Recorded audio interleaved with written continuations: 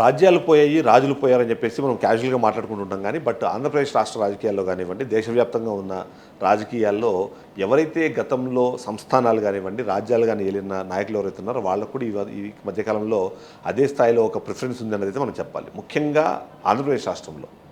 తెలంగాణతో పోలిస్తే తెలంగాణ అంటే అందరికీ తెలిసిందే కాబట్టి తెలంగాణలో నిజాం పాలన కానివ్వండి, గడిలో అదంతా డిఫరెంట్ సినారియో వస్తుంది. కానీ ఆంధ్రప్రదేశ్ రాష్ట్రంలో మాత్రం చాలా కాలం పాటు సంస్థానాలు ఇప్పటికి కూడా ఇంకా సంస్థానాలు, రాజులు, వాళ్ళకి సంబంధించిన రాజవంశకులు, ఆ వంశీకులకు సంబంధించిన వారసులు వీళ్ళందరిది కంటిన్యూ అవుతూనే ఉంది. ఆ నేపథ్యంలో ఆంధ్రప్రదేశ్ రాష్ట్రానికి సంబంధించి ప్రస్తుతం జరుగుతున్న డిస్కషన్స్లో కీలకమైన పాయింట్ ఏంటంటే అశోక్ గజపతి రాజుకి గవర్నర్ పదవి ఇవ్వడం అన్నది. నిజంగా అది పెద్ద రాష్ట్రానికా లేకపోతే అది ఒక పెద్ద పొజిషన్ అంటే పొజిషన్ పాయింట్ ఆఫ్ వ్యూలో అది పెద్దది. కానీ ఆయన స్టేచర్కి ఆలోచించినప్పుడు ఇంకా పెద్ద రాష్ట్రానికి ఆయన గవర్నర్గా ఇచ్చుంటే బాగుండేది అని. బట్ అదే సందర్భంలో కూటమి ప్రభుత్వం అధికారంలోకి వచ్చిన తర్వాత అశోక్ గజపతి రాజుకి ఇవాళ ఇలాంటి ఒక స్టేజ్ ఇవ్వడము, వేరే పార్టీలకు సంబంధించిన నాయకులకు గవర్నర్ పోస్ట్ ఇవ్వడము, అది చిన్నదైనా పెద్దదైనా సరే ఆ గవర్నర్ పోస్ట్ ఇవ్వడం ద్వారా ఆయన్ని ఇవాళ గౌరవించుకున్నారు. తద్వారా క్షత్రియులకు అంటే రాజులకు ఎవరైతే ఉన్నారో వాళ్ళకి కూటమి ప్రభుత్వం ఇస్తున్న ప్రిఫరెన్స్ ఏంటి అనే విషయానికి సంబంధించిన డిస్కషన్ చాలా స్ట్రాంగ్గా జరుగుతుంది. ఈ కాలంలో మనం మాట్లాడుకోవాల్సిన మరికొన్ని విషయాలు ఎందుకంటే కేంద్ర ప్రభుత్వంలో బీజేపీ అంటే ఎన్డీఏ అధికారంలో ఉంది. సరే మనం టెక్నికల్లీ స్పీకింగ్ ఆంధ్రప్రదేశ్ రాష్ట్రంలో కూడా ఎన్డీఏ అధికారంలో ఉన్న ఇక్కడ టీడీపీ సెంట్రిక్గా ఉంది కాబట్టి ఇక్కడున్న పరిస్థితుల్లో క్షత్రియులకి సరైన ప్రాధాన్యత దక్కలేదు, వాళ్ళకి మంచి పదవులు దొరకలేదు అన్నది ఒక డిస్కషన్ స్టార్టింగ్లో జరిగింది. ఆ తర్వాత రఘురామకృష్ణరాజుకి డిప్యూటీ స్పీకర్ పదవి ఇవ్వడం కానివ్వండి, ఆయనకి ఇస్తున్న ప్రాధాన్యత ఇవన్నీ చూసిన తర్వాత ఆంధ్రప్రదేశ్ రాష్ట్రంలో మంత్రివర్గంలో చోటు దక్కలేదన్న ఒక అసంతృప్తి ఉన్నా రఘురామకృష్ణరాజుకి డిప్యూటీ స్పీకర్ ఇచ్చారు. ఎక్కడో కొన్ని మాటలు కూడా వినిపిస్తాయి మనకి. ఎందుకంటే పిఠాపురంలో పవన్ కళ్యాణ్ గెలవడానికి లేదా అక్కడ ఆ గెలుపుకి కారణంగా మారిన పిఠాపురం వర్మ ఏదైతే ఉన్నారో వర్మ కూడా మనందరికీ తెలిసిందే, ఆయన కూడా క్షత్రియ సామాజిక వర్గానికి సంబంధించిన ఆయన కూడా రాజు కాబట్టి ఆయనకి ఎమ్మెల్సీ ఇచ్చి తర్వాత ఆయన్ని క్యాబినెట్లో తీసుకుంటారన్న ఒక డిస్కషన్ ఎప్పటి నుంచి జరుగుతుంది. దానికి అవకాశం కూడా లేకపోలేదు. ఎందుకంటే అక్కడ పవన్ కళ్యాణ్ స్ట్రాంగ్ అయినా లేకపోతే ఏదున్నా సరే ఇప్పుడు వర్మకు అక్కడ తగిన ప్రాధాన్యత దక్కకపోతే కూటమి తర్వాత ఇబ్బంది పడుతుంది, ముఖ్యంగా టీడీపీ పార్టీ ఇబ్బంది పడుతుంది అన్నది అందరూ డిస్కస్ చేసుకుంటున్న నేపథ్యంలో వర్మకి ఇస్తారు అన్నది ఒకటి నడుస్తుంది. అది పక్కన పెడితే ఏంటంటే ఎన్డీఏ ప్రభుత్వంలో ఒకటి అశోక్ గజపతిరాజుకి ఇప్పుడు గవర్నర్ ఇచ్చారు. ఆంధ్రప్రదేశ్ రాష్ట్రంలోనేమో రఘురామకృష్ణరాజుకి ఏమో ఆయనకి డిప్యూటీ స్పీకర్ పదవి ఇచ్చారు. కేంద్ర మంత్రిలో కూడా మనందరికీ తెలుసు నరసాపురం నుంచి గెలిచిన భూపతిరాజు ఎవరైతే ఉన్నారో అంతకుముందు అది రఘురామకృష్ణరాజు సిట్టింగ్ సీటు, ఆయన దాన్ని వదులుకొని ఆ తర్వాత ఇక్కడ రావడంతో ఆ ప్లేస్లో పోటీ చేసి గెలిచిన భూపతిరాజుకి ఇవాళ కేంద్ర మంత్రి పదవి ఇచ్చారు. సో ఈ విధంగా చూసినప్పుడు ఏదైతే రాజ్యాలు పోయాయి కానీ రాజులు ఉన్నారు, సంస్థానాలు లేవు కానీ వాటిని నియోజకవర్గాలుగా మార్చిన తర్వాత అందులో గెలుపోవటంలో ప్రభావితం చేసే స్థాయిలో ఆ కుటుంబాలు ఉన్నాయి.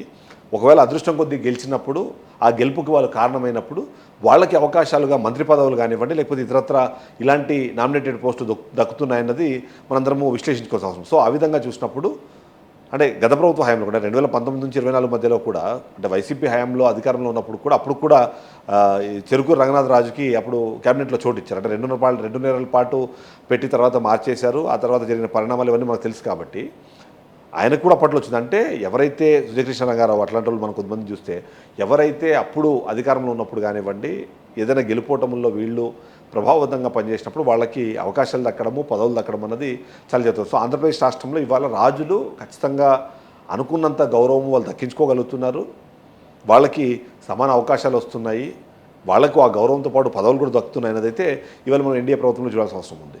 సో ఇక అంతేకాకుండా ఇప్పుడు మనం వర్మ గురించి మాట్లాడుకున్నాం. వర్మకు ఒకవేళ నిజంగానే ఏంటి ఎమ్మెల్సీ ఇవ్వట్లేదు కదా ఏంటి ఫర్ ఎగ్జాంపుల్ అని అంటే క్షత్రియ కార్పొరేషన్ అన్నది ఒకటి ఉంది, దానికి ఆయన చైర్మన్గా చేసి ఆయనకి క్యాబినెట్ హోదా ఇవ్వాలన్న ఆలోచనలో కూడా ప్రభుత్వం ఉంది. తద్వారా టీడీపీ పార్టీకి అక్కడ ప్రాధాన్యత దక్కడంతో పాటు ఆయనకు పదవి దక్కడం ద్వారా ఆ సామాజిక వర్గానికి మరొక పదవి యాడ్ అవ్వడం ఇవన్నీ కూడా పరిశీలనలో ఉండడం మనకు తెలుస్తుంది. సో ఆంధ్రప్రదేశ్ రాష్ట్రానికి సంబంధించినంత వరకు సంస్థానాలు, రాజ్యులు, రాజకుటుంబీకులు, వాళ్ళకు సంబంధించిన రాజకీయాలు ఇవన్నిట్లో వాళ్ళు ఇవ్వాలైతే ఖచ్చితంగా మంచి ప్రిఫరెన్స్ అందుకుంటున్నారు. వాళ్ళకి ఇచ్చే పదవుల ద్వారా వాళ్లకు అడ్వాంటేజ్ వస్తుంది. ఇక రఘురామకృష్ణరాజు గురించి మనం పెద్దగా చెప్పాల్సిన అవసరం, ఎందుకంటే ఆయన 2019లో అధికారంలో ఉన్న పార్టీలో ఉన్నా సరే వైసీపీ పార్టీని అత్యధికంగా విమర్శించిన నేతలు ఎవరు ఉన్నారో దాంట్లో నెంబర్ 1 ప్లేస్లో ఆయన ఉంటారు. ఇప్పుడు కూడా ఏదైనా ప్రభుత్వంలో ఏదైనా తప్పు జరుగుతుంది లేదా ఆయన ఓపెన్గా మాట్లాడే క్రమంలో ఆయనకి ఆ ఫిల్టర్స్ అన్నవి ఇప్పుడు కూడా ఉపయోగించట్లేదు, ఎక్కడైనా తప్పు జరిగింది ఏదైనా మెరుగుపరచుకోవాలి లేదా గత ప్రభుత్వ హయాంలో జరిగిన విషయాలకి ఇప్పుడు జరుగుతున్న విషయాలకి ఏదైనా కంపారిజన్లు చేయాలన్నప్పుడు కూడా రఘురామకృష్ణరాజు ఏమైనా వెనక తగ్గట్లేదు, డైరెక్ట్గా ఓపెన్గానే చెప్తున్నారు. అసంతృప్తి విషయానికి వచ్చేటప్పటికి మాత్రం ఏంటంటే ఆయనకి డిప్యూటీ స్పీకర్ పదవి కాకుండా ఏదైనా మంత్రి పదవి ఇస్తే బాగుండేది అని. అంతేకాకుండా మనం స్టార్టింగ్లో చూసాం ఏంటంటే ఆయన బాగా అట్రాసిటీస్ ఆయన మీద అయ్యాయి కాబట్టి ఆయన బాగా అణగదొక్కే ప్రయత్నం చేశారు, ముఖ్యంగా పోలీసులు ఉపయోగించి చేశారు కాబట్టి ఆయనకి హోంమంత్రి పదవి ఇస్తే బాగుంటుంది అని చెప్పి కొద్దిమంది విశ్లేషణ వినిపించారు. కానీ బట్ ఆ పదవి రాకపోవడం వల్ల కొద్దిగా అసంతృప్తి ఉంది. వర్మకి ఇప్పటిదాకా ఎమ్మెల్సీ ఇవ్వలేదు, మంత్రి పదవిలోకి ఆయన తీసుకోలేదు, మంత్రివర్గంలోకి ఆ డిస్కషన్ ఎలాగో ఉండనే ఉంది. ఇవి రెండూ సరిపోవన్నట్టు అశోక్ గజపతి రాజుకి పెద్ద రాష్ట్రానికి ఏదానికైనా గవర్నర్గా ఇచ్చి ఉంటే ఇంకొద్దిగా బాగుండేదన్న డిస్కషన్ చేస్తున్న నేపథ్యంలో ఫైనల్గా ఇప్పుడు ఎవరైనా సరే చెప్పేది ఏంటి అంటే అనుకున్నంత స్థాయిలో ఆయనకి పదవులు ప్రాధాన్యత దక్కలేదన్న విషయాన్ని కొద్దిగా ఓకే అంటూనే, బట్ అనుకోకుండానే చాలామందికి పదవులు ఇవ్వడం కానివ్వండి, ఎవరైతే గెలిచారో వాళ్ళందరికీ కూడా అవకాశాన్ని కల్పించే క్రమంలో ఎన్డీఏ ప్రభుత్వము లేదా ఇక్కడ ఉన్న కూటమి ప్రభుత్వం కూడా ఆ ఈక్వల్ పొజిషన్ లేదా ఆ రెస్పెక్ట్ ఇస్తున్నదన్నది అయితే మనము ఇక్కడ యాక్సెప్ట్ చేయాల్సిన సిచ్యువేషన్. సో ఆ విధంగా ప్రస్తుత ఆంధ్రప్రదేశ్ రాష్ట్ర రాజకీయాల్లో కానివ్వండి, దేశవ్యాప్తంగా ఉన్న రాజకీయాల్లో ఆంధ్రప్రదేశ్ రాష్ట్రానికి సంబంధించిన రాజులకైతే మంచి అవకాశాలు, పదవులు, ప్రాధాన్యత దక్కుతుందనేది మనం చెప్పొచ్చు. Thank you.